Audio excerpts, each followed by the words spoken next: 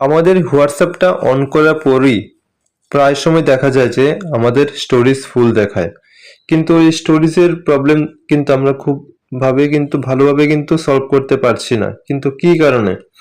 যে কারণে আমাদের স্টোরেজ প্রতিনিয়ত ভরে যাচ্ছে, কিন্তু ফটো ভিডিও কিন্তু কম আছে মোবাইলে, তারপরেও কিন্তু স্টোরেজটা ফুল হয়ে যাচ্ছে। হোয়াটসঅ্যাপে কিছু ফটো আপলোড করতে পারছি না, ডাউনলোড করতে পারছি না, সেই সমস্যা আমাদের কিন্তু সম্মুখীন হতে হচ্ছে। কিন্তু কি করবেন, কিভাবে আপনাদের হোয়াটসঅ্যাপের যে স্পেসটা আছে সেটা ক্লিয়ার করবেন? তো তার জন্য কি করতে হবে, অবশ্যই হোয়াটসঅ্যাপের মধ্যে চলে আসবেন। হোয়াটসঅ্যাপে আসার পর আপনারা অবশ্যই দেখতে পারবেন যে আপনার মোবাইলের মধ্যে অনেক গ্রুপ আছে। ঠিক আছে, গ্রুপের মধ্যে চলে যাবেন।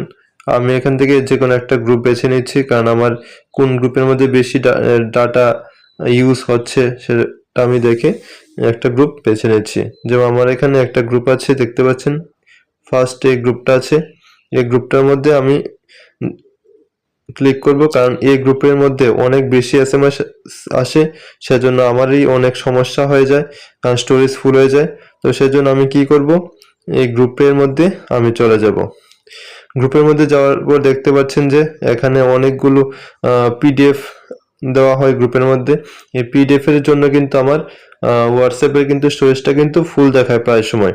তো তার জন্য কি করব, আমি সবার প্রথমে উপরে দেখতে পাচ্ছেন থ্রি ডট আছে, থ্রি ডটের মধ্যে ক্লিক করব। থ্রি ডটে ক্লিক করার পর নিচে দেখতে পাচ্ছেন মোর অপশন আছে, এই মোর অপশনে ক্লিক করব। মোর অপশনে ক্লিক করার পর উপরে দেখতে পারবেন যে ক্লিয়ার চ্যাট আছে, ক্লিয়ার চ্যাটের মধ্যে ক্লিক করবেন। ক্লিয়ার চ্যাটে ক্লিক করার পর নিচে দেখতে পাচ্ছেন যে এখানে লেখা থাকবে all message in this chat will be deleted, this can not be undone. ঠিক আছে, তো এখানে লেখা আছে যে দেখুন ক্লিয়ার, এর মধ্যে ক্লিক করবেন। এর মধ্যে ক্লিক করার পর এটাকে রাইট চিহ্ন হয়ে যাবে, রাইট করে দিলাম। দেওয়ার পর নিচে দেখতে পাচ্ছেন ক্লিয়ার চ্যাট, তারপর লেখা আছে 27 KB, এর মধ্যে ক্লিক করব।